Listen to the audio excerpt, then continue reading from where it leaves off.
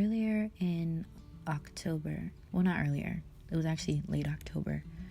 I guess all of October. But I guess the climax of the situation was in late October on the 23rd. Actually, this is the day I took these videos and the day I went out to the lake. I had just been having a really rough time with life in general. I wasn't handling anything well, in my opinion. I was just frustrated and I was really overwhelmed is really what I was. I guess after processing everything, I was just overwhelmed and I was burdened by a lot of pressures. I just felt like I had to be someone. Life was demanding me to become something, and I wasn't getting there fast enough or good enough or well enough, I guess is proper. But there was just so much to do, and I felt like I couldn't do it, and I wasn't doing anything really well, actually. And it was challenging, and it really challenged me emotionally and mentally and spiritually, and just a lot, just thinking like, wow, my life is really falling apart. I knew it was a bit dramatic, but that's what it felt like. Yeah, so I think I just realized that I wasn't in control. I knew that, right? Like, I'm a Christian. I believe in God. I believe that God is in absolute control, or at least He has absolute, authority over everything that goes on. But I know that I'm supposed to have control over certain things in my life. I know that I'm supposed to have control, over my mind and my body. I'm supposed to be able to do what I want to do. And it just, I felt like, like Paul in Romans 7, I really did.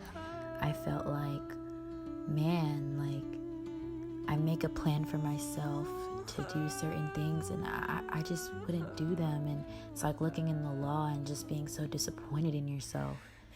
And I was like, dang, I just had so much fear, is what I realized it was. It took, I guess, some inner work to realize that it was just fear of failure and fear that I wouldn't become everything I wanted to become, or everything that God desired for me to become, or everything that my family expected me to become. And even with family and friends and relationships, just if I am what I'm supposed to be, if I'm being a good daughter and sister and friend and mentor, mentee, everything. But I really had this fear of, Lord, how am I going to become? How am I going to get there?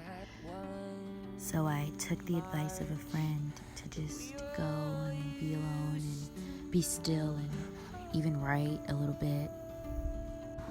Now today, I have my guitar on my back. I'm just taking time to take time.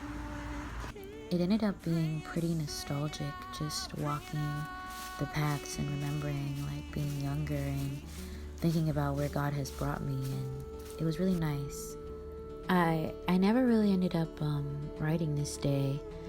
I don't know, it was just so difficult for me to start and know where to start. So I didn't really do it. I do it now more, but not this day. I remember I just really wanted to leave with something.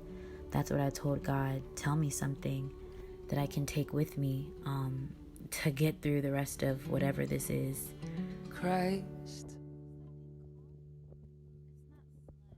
my heart's beloved one, are you proud of who I've become?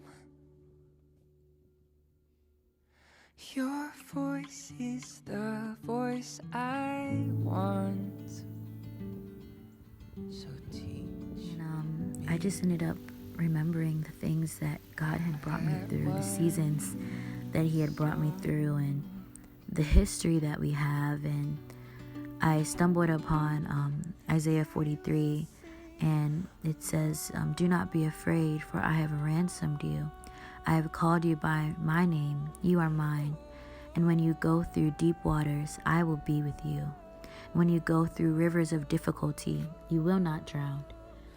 When you walk through the fire of oppression, you will not be burned up. The flames will not consume you. For I am the Lord your God. And it was just so sufficient for me. Like, I can't describe. It just really filled me with a lot of joy.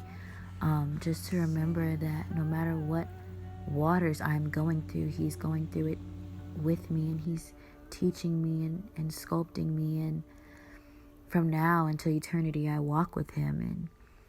And it was just enough. And so I hope that's encouraging to someone who's watching. And I hope you loved the way this video looked, because I think it's really beautiful.